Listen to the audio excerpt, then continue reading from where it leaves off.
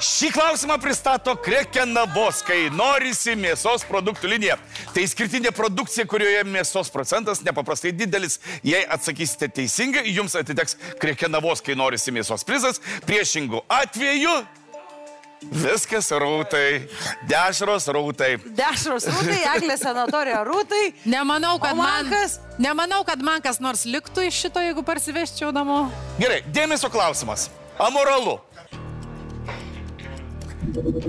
Kas, saugant visuomenės moralę ir perdėtą išlaidavimą, vienu metu buvo draudžiama valgyti senovės Romoje? A. Kiaulienos dešrą. B. Patiekalus iš arklienos. C. Keptą paršelį. Amoralu. Amoralu. Įdomu. Žiūrėk, sugalvoju. Roma, tai kas čia 5 amžius? Ne, Roma. Buvo plačiau ten. Ten, nu jo, bet čia iki 5 amžiaus. Tai tada, palauk, jie su arkliais ten jodinėdavo. Kiauliena. Žiūrėk, airca yra kiauliena. Taip, tai panašus du atsakymai. Ar dešra, ar paršelis keptas, aš nežinau, kuo tai labai skiriasi. Dešra, ar jie tada darydavo tas dešras? Dešras, manau, darydavo, žinau. Aš galvoju, kad amoralus žirgą valgyti, nes jie kovodavo labai daug ir jie ant žirgų... Perdėtą išlaidavimą. Nu, žirgas brangiau už kiaulę, man atrodo, būdavo, ne? Tas perdėtas išlaidavimas. Tos didelės puotos... Nu jo, ir... Ai, bet tos didelės puotos tai darydavo. Tai gal drausdavo, nes jie labai egzotinius tokius gyvūnus valgydavo, flamingus, vištienos nebūdavo. Jie lęšius valgydavo. Lęšius ir avinžinius. Būdavo, jo, bet viską daug ką valgydavo. Žuvį valgydavo. Bet apie kiaulieną aš kažkaip nieko neatsimenu apie kiaulieną. Visuomenės moralę. Tai ar kiauliena, bet jie nebuvo, žinai, čia yra judaizmas kiaulienos nevalgyti musulmonų. Bet jie valgo, jie nemus... Bet Romos imperija valgydavo, man atrodo, kiaulieną. Taip, kiaulieną. Moralė perdėta išlaidavimą. Visuomenės moralė perdėta išlaidavimą vienu metu buvo draudžiama valgyti senovės Romoje. Aš vis tiek sakyčiau arklieną, žinok. Nes arklieną visur valgydavo, netgi mongolai valgydavo arklieną, nors ir patys labai rūpindavosi arklieną. Ir visi žygiuose, kai nustipdavo arkliai, jos suvalgydavo. Tai gal tiesiog karo... Gal stipusių, gal ir ne visada valgydavo. Pramoniai, ta prasme, dėl karo pramonės ir dėl, nu, tipo, davai nevalgom žirgų. Nes mums reikia joti. Jo. Nu, man čia vienintelis logiškas. Aš nežinau, kodėl keptas paršelis. Kodėl jis turėtų būti... Nes kaip tik kepti, gyvūnai juos pateikdavo pilnus. Taip, ir tai nebent būtų dešra kiaulienos. Kažkodėl gal dešra amoraliai atrodo, žinai. Tau amoralu? Nu, man dabar ne. Dabar tai viskas čikia. Paimk į ranką. O gali truputį mums padėti, kaip jiem padėjai? Galiu. Sakyk. Aš turiu teisingų atsakymų. Pirmin, tai dešra.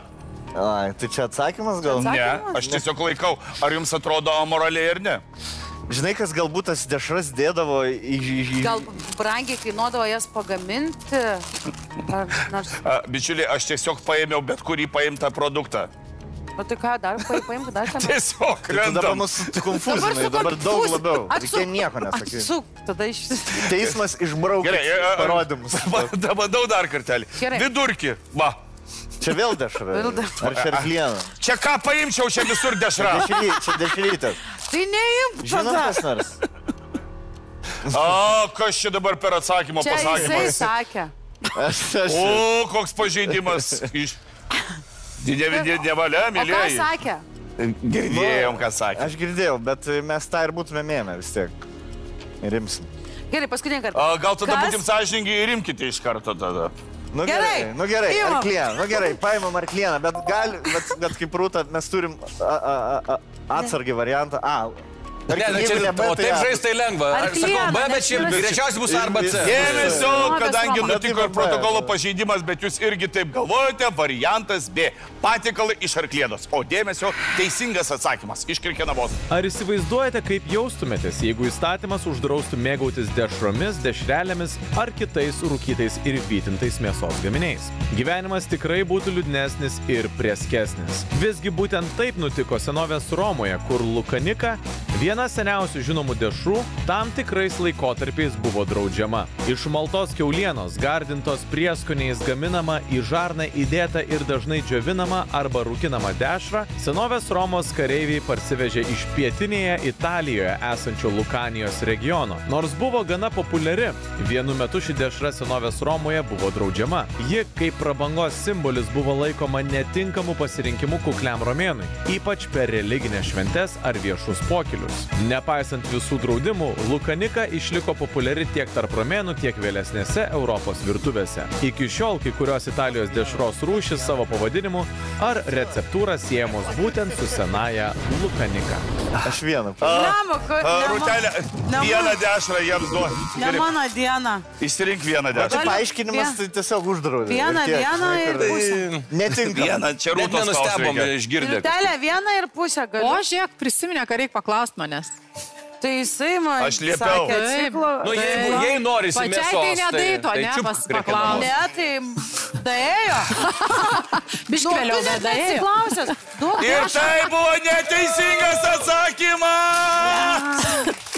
Šiandien mes turime daugiau prizų nei taškų. Taip. Dešra, kurią negėda parodyti. Rūta, mes duodam žiūrovams, bet nežinau. Pažiūrėsim. Šiaip tai mano mėgstamiausias užkandis yra dešra. Gerai, neduosim niekam dabar. Aš pas draugę atvažiuojant, man tiesiog atidaro tokio pjaustyto, žinai, ir aš visą tą tokius valgau. Gerai, kol kas. Žinant, kad Rūta turi 5 vaikus, žiūrovam neduosim. Dėja. O man? Pritarėm. Gerai, paskui pažiūrėsim. Kokie jūs geri. Pradalinsim.